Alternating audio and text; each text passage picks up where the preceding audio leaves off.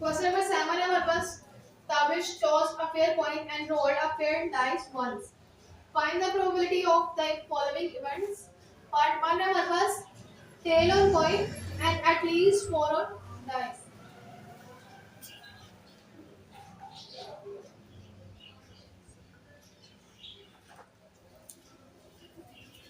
ताबिश ने पहले एक सिक्का उछाला, उसके बाद उसने एक लूडो का दाना उछाला।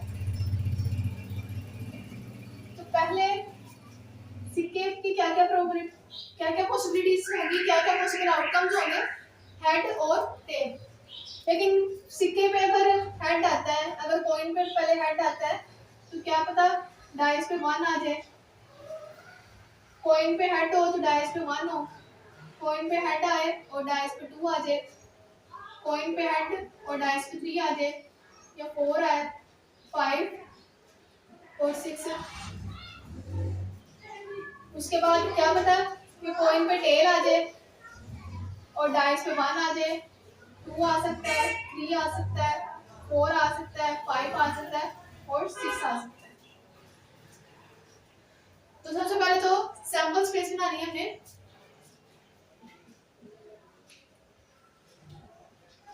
क्या सैंपल स्पेस होगी? हेड और 1, हेड और 2, हेड और 3, हेड और 4,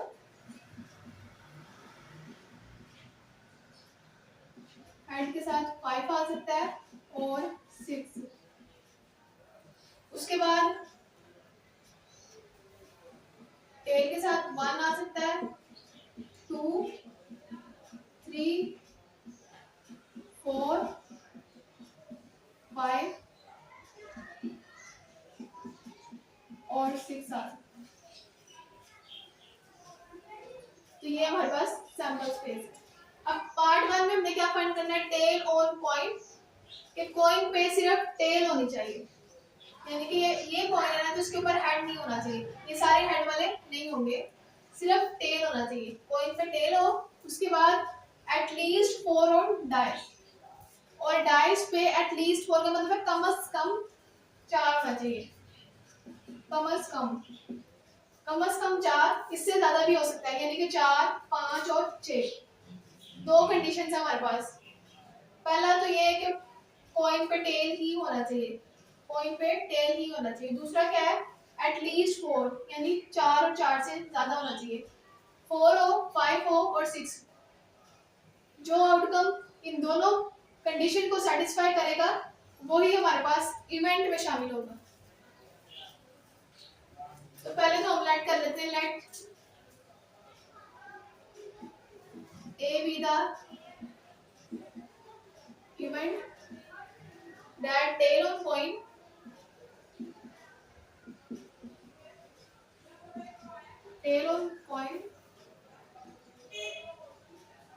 and at least 4 on dice. तो इवेंट ए में कौन कौन से आउटकम्स आएंगे? एटलीस्ट 4, ये 4, 5 और 6, और साथ टेल, कॉइन पे टेल हो और डाइस पे 4, 5 और 6 हो, तो ये वाले 3 आउटकम्स होंगे। 3, 6, सॉरी, टेल और साथ 3, 3 4, T5 और T6 होगा। अब number of elements of A कितने होंगे हमारे पास? 1, 2, 3। और number of elements of S कितने होंगे हमारे पास? 1, 2, 3, 4, 5, 6, 7, 8, 9, 10, 11, 12 हो। अब हमने इवेंट ए की प्रोबेबिलिटी फाइंड करनी है। So the probability of element A is equal to number of favorable outcome divided by number of possible outcome. Number of elements of A कितने हमारे पास? 3। Number of elements of S है हमारे पास 12। इनकी cutting कर लेंगे। 3 1 है 3, 3 4 है 12। तो probability of A इक्वल आ जाएगी हमारे पास 1/4।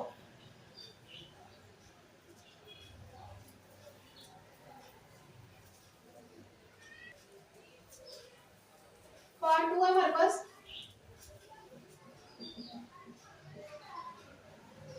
Head on coin on dice.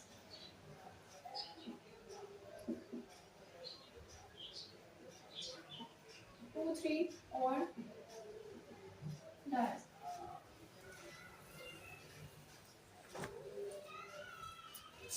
Let's कर लेते हैं. Let A be the event that had on coin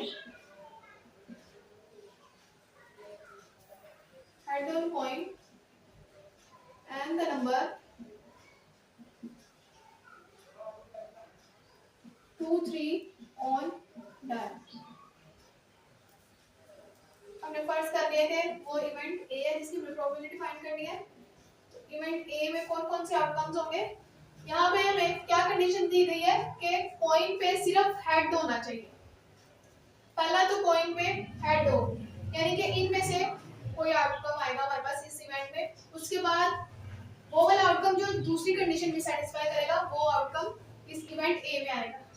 दूसरी कंडीशन क्या हमारे पास, द नंबर 2 and 3 हेड तो हो लेकिन उसके साथ नंबर 2 होना चाहिए और 3 होना चाहिए.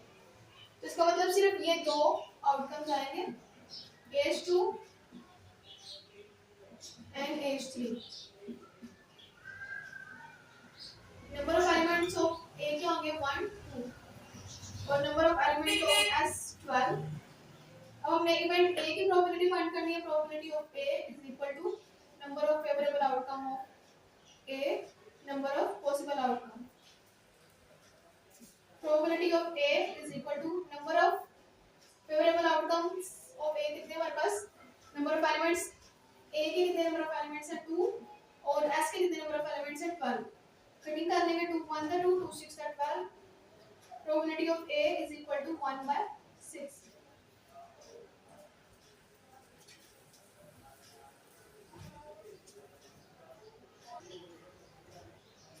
पार्ट 3 है हमारे पास. Head and tail on coin.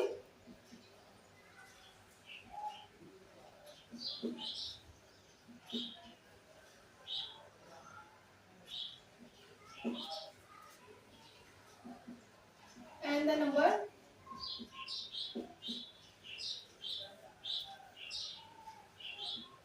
6 on dice.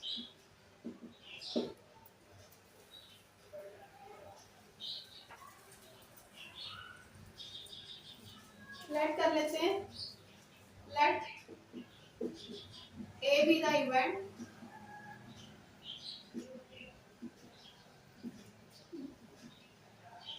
that head and tail on coin and the number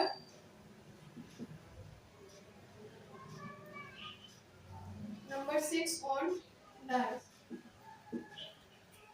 अब हमने इवेंट ए की प्रोबेबिलिटी फाइंड करनी है. पहले इवेंट ए लिख लेते हैं. इवेंट ए क्या है हमारे पास कि हेड और टेल होना चाहिए कॉइन पे. अब ये हेड और ये टेल, पहली कंडीशन में तो ये सारे आ रहे. अब जो आउटकम दूसरी कंडीशन सेटिस्फाई करेगा वही हमारे पास इवेंट ए में आएगा. कि हेड और टेल, कॉइन पे हेड और टेल हो लेकिन डाइस पे नंबर 6 ही होना चाहिए, सिर्फ नंबर 6. तो ये है हेड और साथ डाइस पे नंबर 6, ये टेल और साथ डाइस पे नंबर 6. तो सिर्फ ये दो आउटकम्स हैं जो ये कंडीशन सेटिस्फाई कर रहे हैं. तो यहाँ पे इवेंट ए में आएंगे 8 6 एंड D 6. तो नंबर ऑफ एलिमेंट्स ऑफ ए हमारे पास है 2 और number of element of S हमारे पास है 12. अब हमने इवेंट ए की प्रोबेबिलिटी फाइंड करनी है. Probability of A is equal to number of element of A divided by number of element of S, यानी कि number of favourable outcomes number of possible outcomes. Probability of A is equal to number of elements of A कितने हमारे पास 2, number of element of S है 12. Cutting करके probability of ए हमारे पास आ जाएगी 1 by 6.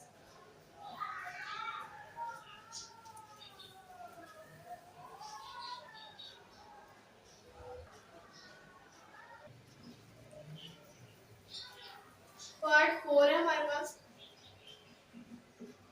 Not tail on coin.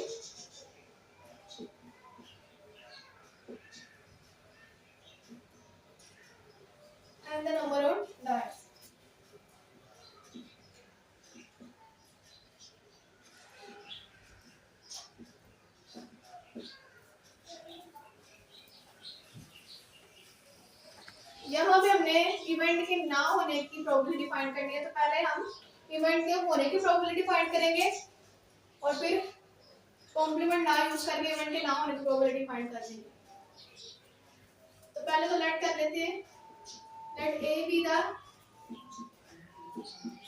Event that tail on point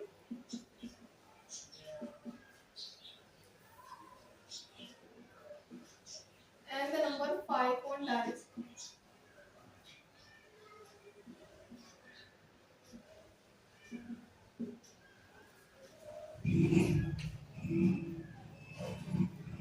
coin पे क्या होना चाहिए, कॉइन पे सिर्फ टेल हो और डाइस पे नंबर 5 हो, सर डाइस पे नंबर 5 होना चाहिए।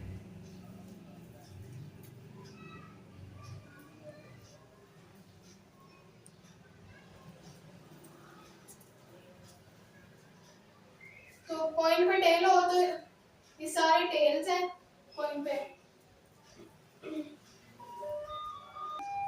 लेकिन दूसरी कंडीशन क्या है कि डाइस पे सिर्फ 5 होना चाहिए। तो ये डाइस पे 5 है और कॉइन पे टेल है, तो यहाँ पे सिर्फ एक ही आउटकम आएगा 3 5। तो हमारे पास number of elements of A कितने हैं 1, क्योंकि यहाँ पे सिर्फ एक ही एलिमेंट। Number of element of S कितने हमारे पास 12। अब हमने इस इवेंट की प्रोबेबिलिटी फाइंड करनी है। Probability of A is equal to number of element of A over number of element of S.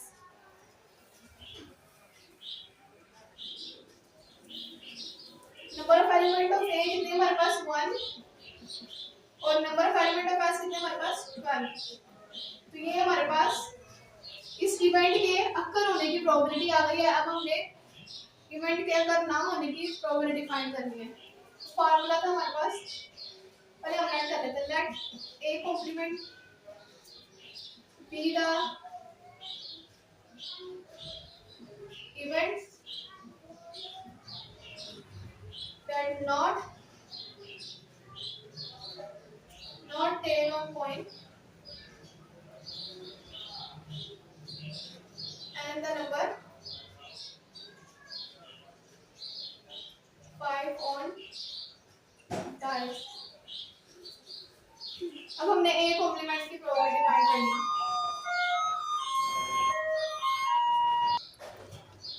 तो कॉम्प्लीमेंट ला था हमारे पास, probability of a complement is equal to 1 minus probability of a. Probability of a complement is equal to 1 minus probability of a, हमारे पास क्या है 1/12। अब यहाँ पे हम एलसीएम लेंगे 1 और 12 का एलसीएम लेंगे, 12 मान दा 12, हमारे पास एलसीएम क्या आ जाएगा 12।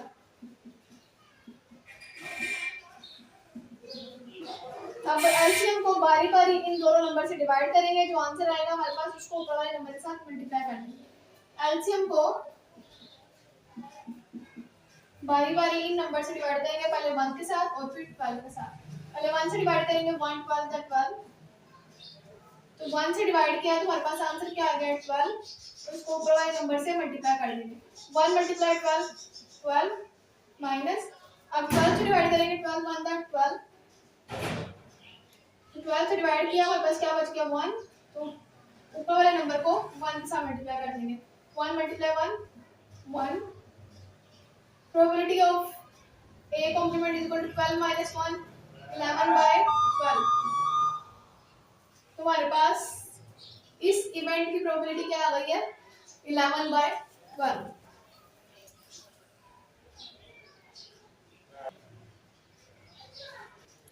पार्ट 5 है हमारे पास, not head on point and the number 5 and 2 on dice.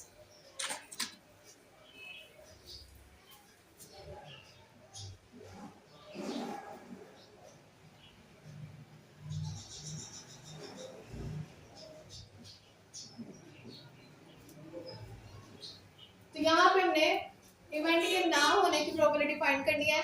तो सेम पार्ट 4 की तरह पहले हम इवेंट के होने की प्रोबेबिलिटी फाइंड करेंगे। Let A be the event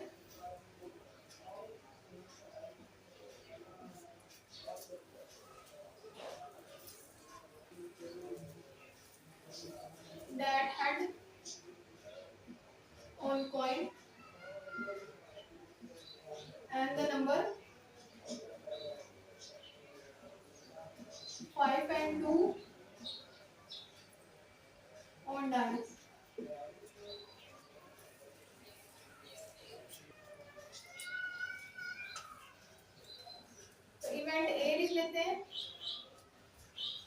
कि पॉइंट पे हेड होना चाहिए, यानी कि इनमें से कोई आउटकम इवेंट ए में शामिल होगा। दूसरी कंडीशन क्या है, 5 and 2 ऑन डायस, लेकिन हेड तो हो पॉइंट पे, लेकिन डायस पे 2 और 5 होना चाहिए। इसका मतलब ये सिर्फ ये दो आउटकम्स आएंगे, 8 H2 and H5। तो number of elements of A कितने हमारे पास 2 और number of element of S हमारे पास है 12। अब हमने इस इवेंट ए की प्रोबेबिलिटी फाइंड करनी है। So the probability of an event A is equal to number of favourable outcome divided by number of possible outcomes. Number of element of A क्या है हमारे पास 2, number of element of S है हमारे पास 12। इनकी cutting करेंगे, 2 1 था 2, 2 6 था 12। So the probability of A is equal to 1/6। तो ये इवेंट के अक्सर होने की प्रोबेबिलिटी, लेकिन बेसिकली हमने तो इवेंट के अगर ना होने की प्रोबेबिलिटी फाइंड करनी है, तो वो हम लेट कर लेते हैं, late A complement be the event that not add on point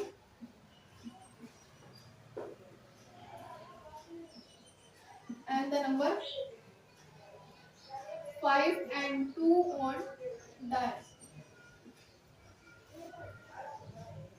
तो हमने इस इवेंट ए कॉम्प्लीमेंट की प्रोबेबिलिटी फाइंड करनी है, तो कॉम्प्लीमेंट लॉ यूज करेंगे, probability of A complement is equal to 1 minus probability of A. Probability of A complement is equal to 1 minus probability of A क्या है हमारे पास 1/6। इससे नीचे कुछ भी नहीं है तो हम 1 कंसीडर कर लेते हैं। अब 1 और 6 का एलसीएम लेंगे तो 6 ही आएगा। अब एलसीएम को बारी बारी 1 और 6 पे डिवाइड करना है, पहले 1 से और फिर 6 से। 1 से डिवाइड करेंगे 1 6 था 6, 1 से डिवाइड किया तो हमारे पास आंसर क्या आ गया 6। इसको ऊपर वाली वैल्यू से मल्टीप्लाई करना है, नीचे वाली वैल्यू से डिवाइड करना है एलसीएम को, जो ऊपर आंसर बचेगा उसको ऊपर वाली वैल्यू से मल्टीप्लाई करना है। 1 मल्टीप्लाई 6 6 माइनस, अब एलसीएम को इस वैल्यू से डिवाइड करेंगे 6 1 दा 6, तो इस वैल्यू 6 से डिवाइड किया हमारे पास आंसर क्या आ गया 1, तो इसको ऊपर वाली वैल्यू से मल्टीप्लाई करना है। 1 multiply 1 1। Probability of A complement is equal to 6 minus 1 5 5/6।